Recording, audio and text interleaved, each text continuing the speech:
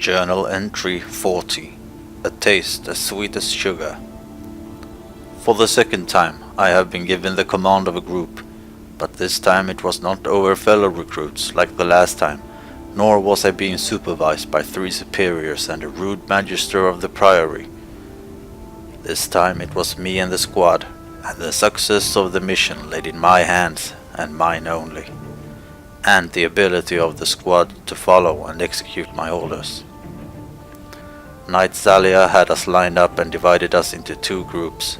My group consisted of myself as leading group commander, Crusader Gw2, and the recruits Nemfall, Winter's Edge, Leora, and Ravenclaw. The other group consisted mostly of Char and Norn and was led by Calder.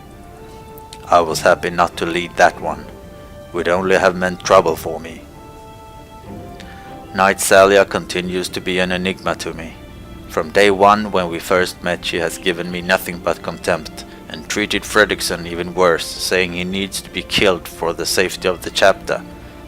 And all of a sudden she decides that I'm suitable to lead a squad on a mission. Maybe she had been given this order from higher authority. But which warmaster has started to notice me?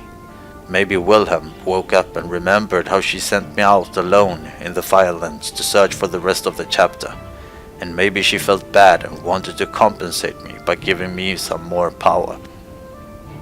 Miss told me that I am dependable. Maybe I am starting to get a reputation in the Vigil. But if Knight Zalia had been given orders from higher up that was contradictory to her own beliefs, she would most certainly have voiced her disbelief over my completion of the mission. But she did not. She did not even mention Fredrickson. And this puzzles me. I have to think about this some more. The mission was of course a success.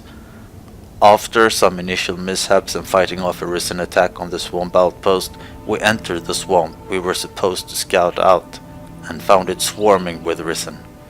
We immediately headed back, and I briefed Knight Zalia briefly before writing her a report. The only mishap during the mission was that recruit Ravenclaw rushed into the outpost and left the rest of the group. I left this out of my report as well, and I later told her why she always needs to stick to the group. I have a favor to collect there, and sooner or later it will be repaid. I just need to remind her of that. On another topic, I had managed to dry the leaves, and the same night I made tea from them again. This time I doubled the amount of leaves. I had hoped my mother would be proud of me if I could tell her of my success in the field. Though I know it will not be my real mother I talk to, I still want to tell the image of her. Tell her how much I liked being in charge, and how the entire group followed my orders to the point.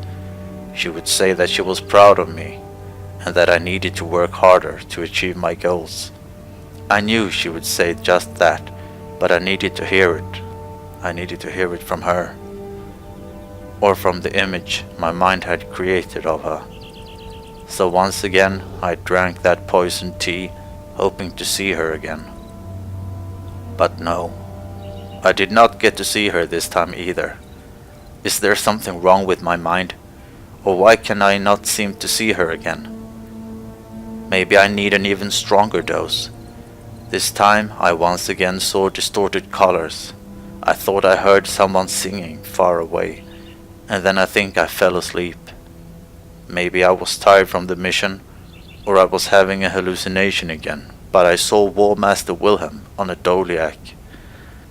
The Doliac was having distorted colors, and it was pink, almost like a pig, and the Warmaster was dressed in green luscious vines, and around her head was a halo, and in her hand a shining spear. She invited me to sit up behind her on the Doliac, and so I did, and into the air we went. We flew through the clouds as black as ink, and they tasted of ash and soot.